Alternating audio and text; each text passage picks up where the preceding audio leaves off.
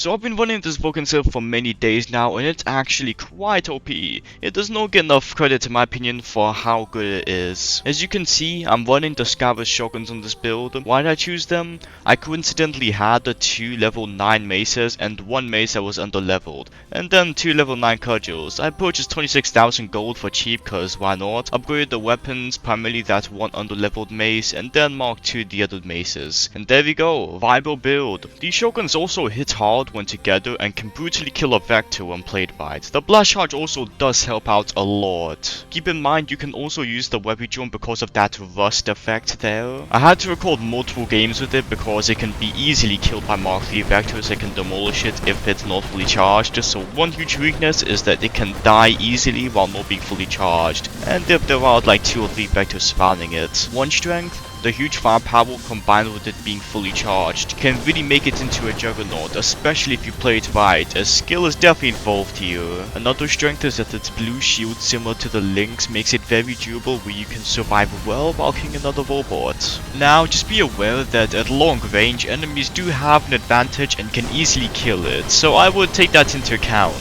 Plus, if you see 2 or more vectors coming at you since they're still very popular, you probably know this is heading.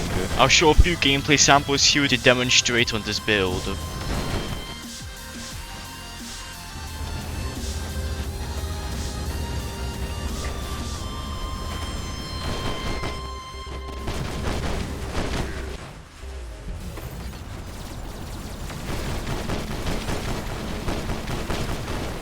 This part here is my favorite.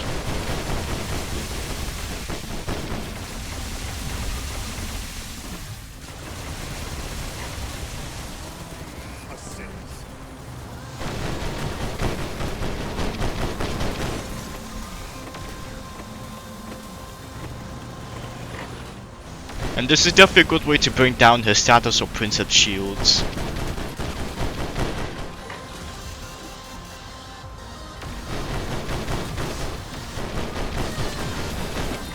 And as you can see here, this one Mark III vector was enough to make me go down, and well, the sword unit finished me off. As you saw, there were those gameplay examples of different situations. There were parts where you played right and parts where the inevitable happens, and like how you saw, a vector spawned and assisted with my death easily. One of the primary reasons to actually be careful against vectors. One thing you should also take into account is the power cell usage. For the modules, since Unstable 100 got nerfed again, as usual, preferably go for phase shift as it can really help in bad situations. I'll show you guys how I play here as I commentate. Here a vector is coming, but he is very weak, so ultimately I go in for the kill, free kill at that point. Here is where I try to avoid the flames by constantly maneuvering around them. And then I steal this kill just before the shield from the Amit completely blocks my ammo, and then I use phase shift here, which was pretty useful, but because of my ability not being available I ultimately died, which is fine.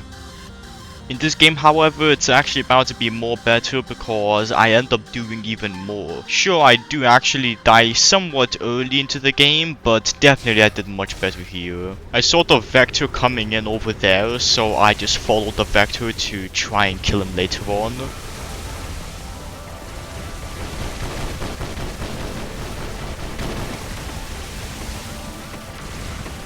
This is where it gets a bit deadly because he did turn around, but by using phase shift I managed to actually escape and survive.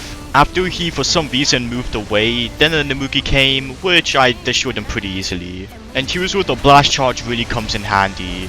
1 and 2. There we go. Dead, just like that.